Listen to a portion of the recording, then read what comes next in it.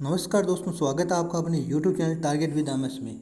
Hit MCQ base में आपका हार्दिक स्वागत है, अभिनंदन है। आज ये 5th क्लास है। पीछे 4 क्लास हो चुकी है, जो कि हिंदी शिक्षण विधियाँ, संस्कृत शिक्षण विधियाँ, साइंस शिक्षण विधियाँ और मैथ शिक्षण विधियों की बात हमने पिछले 4 वीडियो में की है। आज हम बात करेंगे साइकोलॉजी के प्रीवियस क्वेश्चन की, जो MCQ सीरीज है उसकी। तो ये 5th वीडियो है। अगर आपने पीछे वाले वीडियो नहीं देखे तो आप वो देख सकते हैं, डिस्क्रिप्शन बॉक्स में लिंक दिया हुआ है, तो वहाँ से आप देख सकते हैं, या चैनल पर जाकर भी देख सकते हैं। तो ये 5th वीडियो। कल एक शिक्षण वीडियो में एक आया था प्रोपोर्शनल डिवाइडर। गणित शिक्षण वीडियो में किसी आकृति को बड़ा करने के लिए प्रोपोर्शनल डिवाइडर का उपयोग किया जाता है। तो ये होता है, आपको दिखा दूँ प्रोपोर्शनल डिवाइडर। एक और दिखा दूँ आपको, ये देखो, ये है प्रोपोर्शनल डिवाइडर। प्रोपोर्शनल जो कि आकृति को छोटा या बड़ा करने के काम आता है। अब चलिए शुरू करते हैं वीडियो को।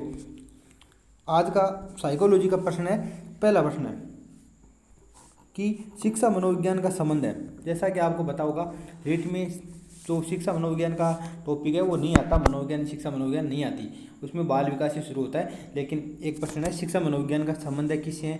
शिक्षक से है, शिक्षण से है, कक्षा वातावरण से है, विद्यार्थी है। तो जो शिक्षा मनोविज्ञान है वो शिक्षक से संबंधित भी है, शिक्षण से संबंधित भी है, कक्षा वातावरण से संबंधित है, वो विद्यार्थी से संबंधित है, मतलब सभी से संबंधित A, B, C और D। नेक्स्ट प्रश्न है, match list first and list second and select the correct answer using the codes given below. मतलब लिस्ट 1 और 2 को मिलान करना है, तो आपको बताना है कि किसका संबंध किससे है। तो आपको पता होगा जॉन डेवी, जो कि फंक्शनलिज्म, प्रकार्यवाद या कर्तव्यवाद से संबंधित है।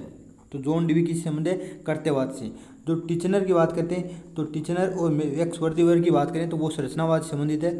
जो कोप का है वो गेस्टाल्टवाद से संबंधित है, और जो वाटसन है वो व्यवहारवाद से संबंधित है। इसका मतलब पहले का C, दूसरे का B, पहले का C, दूसरे का B, तीसरे का A और चौथे का D।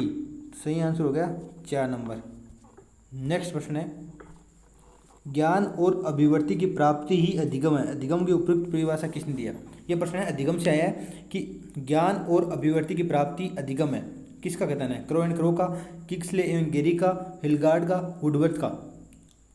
तो ये ज्ञान और अभिव्यक्ति की प्राप्ति ये अधिगम है, ये कथन है क्रो एंड क्रो का।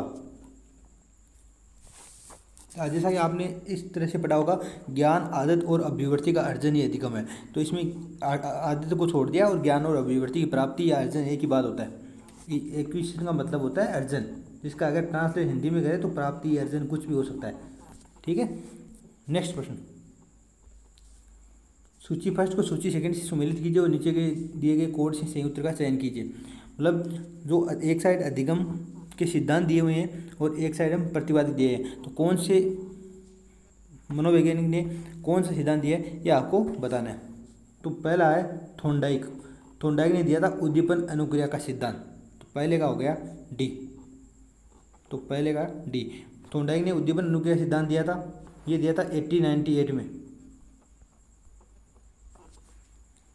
पावलोव ने दिया था अनुकूलित अनुक्रिया सिद्धांत 1904 में।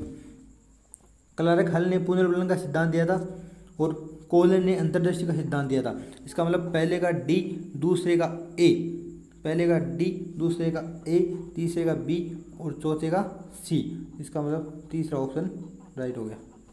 नेक्स्ट प्रश्न है, अधिगम प्रक्रिया में सही कड़ी का चयन कीजिए। ये अधिगम प्रक्रिया के सोपान दिए गए हैं, इनमें आपको चूज करना है कि कौन सा सोपान का सही क्रम है। पहला लक्ष्य, समायोजन, प्रेरक और परिवर्तन। अब देखो, पहले लक्ष्य है, फिर मोटिवेशन है। इसका मतलब मोटिवेशन पहले होगा, तो प्रेरक, उसके बाद गोल। पहले अगर मोटिवेशन होगा तो हम लक्ष्य निर्धारित करेंगे, अगर मोटिवेशन ही नहीं होगा तो लक्ष्य निर्धारित नहीं कर पाएंगे। तो पहले होना चाहिए मोटिवेशन, फिर लक्ष्य, फिर लक्ष्य में जो बाधाएं आएगी उनके मध्य हम क्या करेंगे? समायोजन करेंगे, और समायोजन वजह से बाद में उसमें परिवर्तन करेंगे। इसका मतलब हो गया, सही आंसर हो गया 3 नंबर।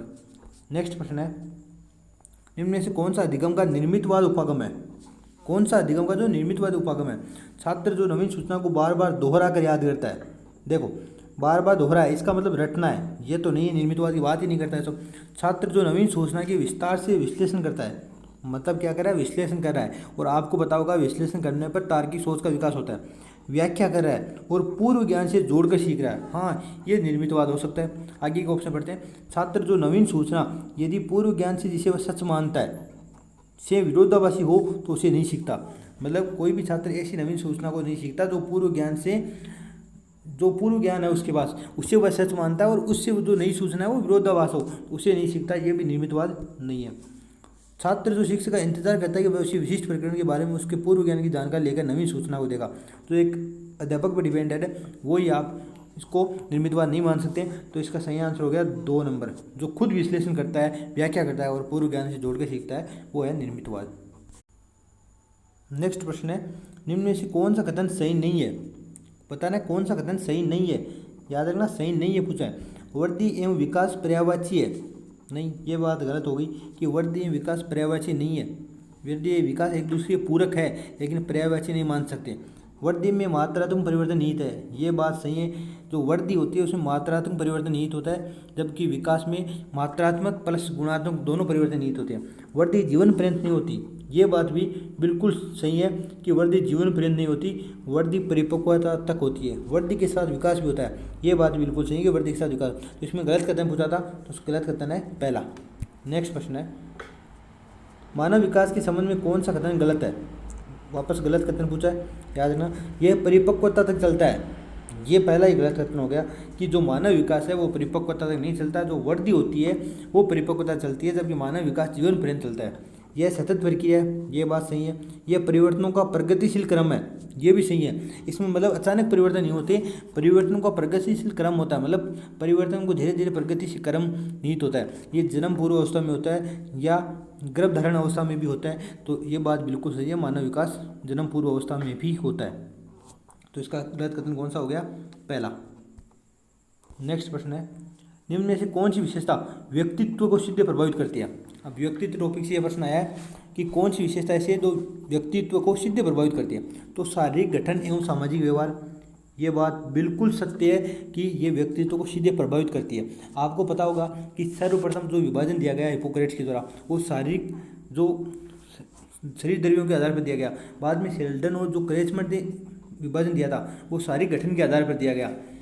तो जो स्पेंसर का जो है वो सामाजिक व्यवहार के आधार पर दिया गया। इसका मतलब व्यक्तित्व को ये तो प्रभावित करती है। मानसिक एवं आध्यात्मिक योग्यता ये भी प्रभावित करती है। संवेगात्मक जो आयाम है, H.J. आइजन की बात करें तो उन्होंने संवेगात्मक आयाम के आधार पर व्यक्तित्व का विभाजन किया है। और अनुभव, मतलब ये चारों हैं जो व्यक्तित्व को सीधे प्रभावित करती है। इसका मतलब हो गया उपयुक्त सभी। नेक्स्ट प्रश्न है, निम्न में से कौन सा व्यक्तित्व के बुरे प्रबंधन के लिए जिम्मेदार है? मतलब कुछ समायोजन के लिए जिम्मेदार कौन सा है? सुपर ईगो की अधिकता, जरूर ये भी जिम्मेदार है। ब्रह्म नहीं है, यहाँ हेविंग ईगो है अहम, तो अहम केवल अहम है, वो जिम्मेदार नहीं है। लेकिन आकांक्षा की कमी ये भी जिम्मेदार है, इड भी जिम्मेदार है। मतलब इसका 2 या 3 ऑप्शन सही हो रहे थे, इस वजह से इस प्रश्न को डिलीट कर दिया गया आरपीसी ने। तो इसका याद रखना, ये दोनों तीनों कथन सही होंगे। इड की अधिकता भी, आकांक्षा की कमी, सुपर ईगो की अधिकता, इस वजह से इस प्रश्न को डिलीट कर दिया गया। नेक्स्ट प्रश्न है, बुद्धि का त्रिआयामी सिद्धांत किसने दिया? द 3 डायमेंशन त्रिविमाय सिद्धांत, त्रिआयामी सिद्धांत किसने दिया इंटेलिजेंस का? तो स्पीयरमैन ने, थॉर्नडाइक ने, कर्लिगर ने, गिलफोर्ड ने।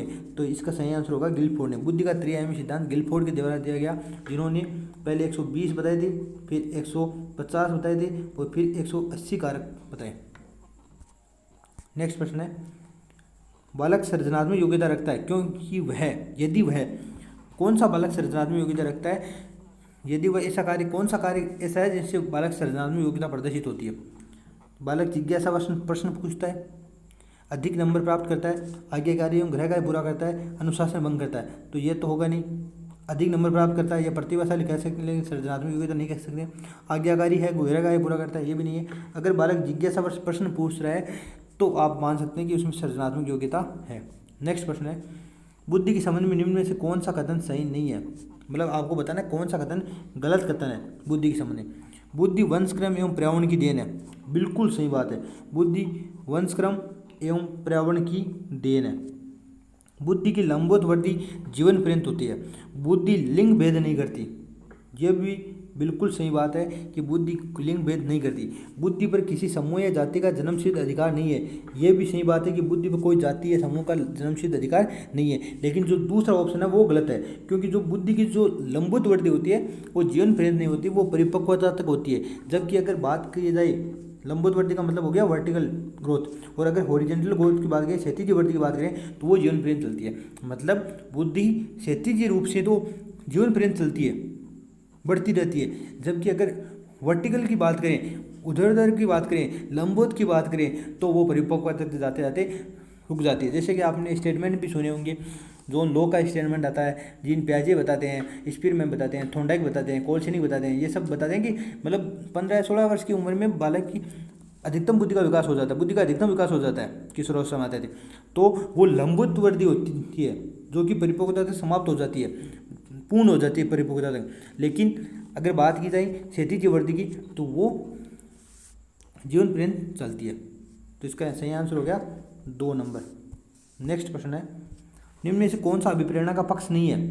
मतलब कौन सा अभिप्रेरणा का पक्ष नहीं है? तो आपको पता है, या तो आवश्यकता, प्रोत्साहन और drive, need, drive, incentive, NDI। तो इसमें कौन सा नहीं है? तो दबाव नहीं है। नेक्स्ट प्रश्न है,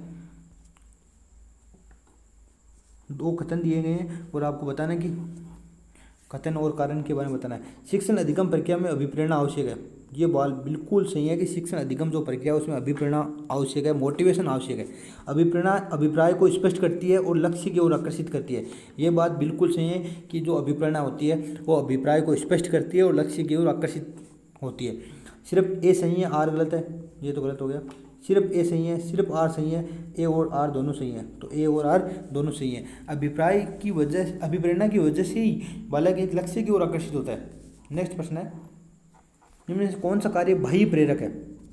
ये प्रश्न ध्यान से पढ़ना कि कौन सा कार्य जो बाह्य प्रेरक है, बाह्य प्रेरक वाला कार्य कौन सा है, आपको ये बताना है। ठीक है, अब देखो, एक बालक जो कविता पाठ कर रहा है, गणित के प्रश्न हल कर रहा है, दौड़ में भाग ले रहा है और चित्र बना, इनमें से आपको बताना है कि कौन सा बाह्य प्रेरक है। तो देखो, जो कविता पाठ कर रहा है वो अपनी आंतरिक मोटिवेशन की वजह से कर रहा है, उसमें आंतरिक मोटिवेशन है, इस वजह से वो कविता पाठ कर रहा है। अगर गणित के प्रश्न हल कर रहा है, इसका मतलब भी वो उसमें आंतरिक मोटिवेशन है।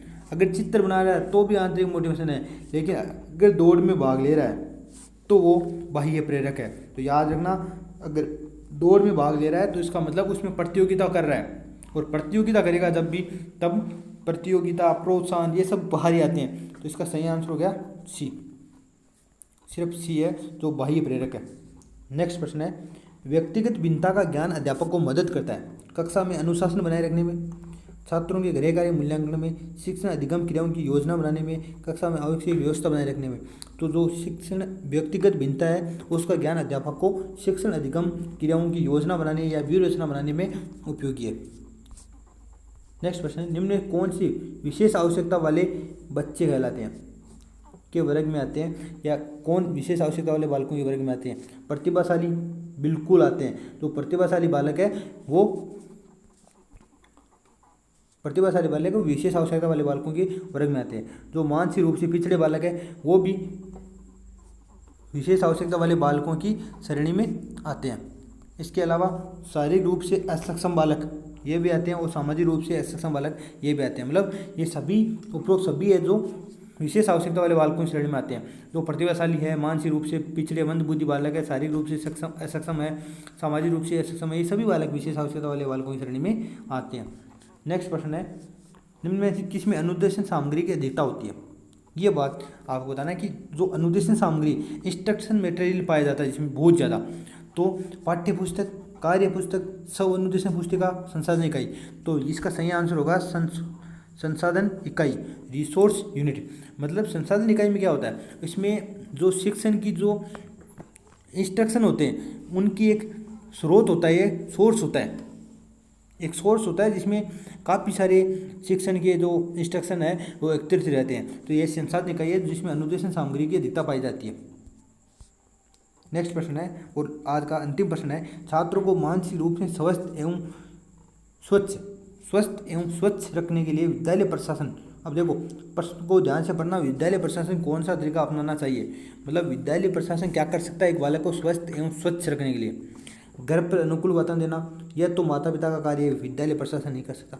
बच्चों के मित्रों पर निगरानी रखना, अब पूरे टाइम विद्यालय तो नहीं रहता बालक, मतलब मित्रों कौन से मित्र है, विद्यालय में थोड़ी होते हैं, घर पे भी हो सकते हैं, तो ये भी अध्यापक का कार्य या विद्यालय कार्य नहीं हो सकता। हाँ, शिक्षण की उपयुक्त विद्या कार्य हो सकते हैं, लेकिन आपको पूछा गया है मानसिक रूप से स्वस्थ एवं स्वच्छ रखना उसको, तो इसके लिए विद्यालय प्रशासन नियमित स्वास्थ्य परीक्षण करवा सकता है। तो इसका सही आंसर हो गया नियमित स्वास्थ्य परीक्षण। ये था आज का अंतिम प्रश्न। अगर आपको वीडियो अच्छा लगा हो तो चैनल को सब्सक्राइब करें, वीडियो को लाइक करें, कमेंट करें और शेयर करें। और ऐसे ही अगर वीडियो अपलोड करना आप चाहते हैं कि ऐसी वीडियो और अपलोड हो तो आप कमेंट करके ज़रूर बताएं कि आपको वीडियो कैसा लगा। धन्यवाद।